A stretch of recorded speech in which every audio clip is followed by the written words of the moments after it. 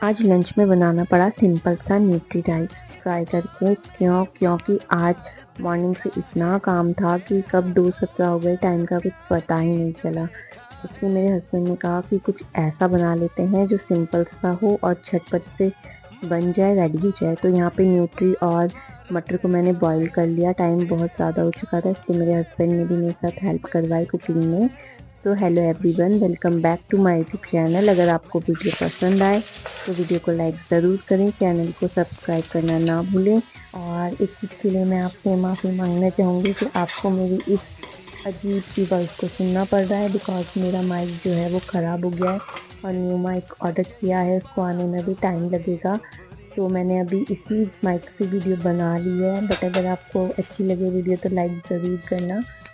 तो बेसिक से मसाले डाले और यहाँ पे हमारा पुलाव जो है वो रेडी हो चुका था। वीडियो देखने के लिए थैंक यू।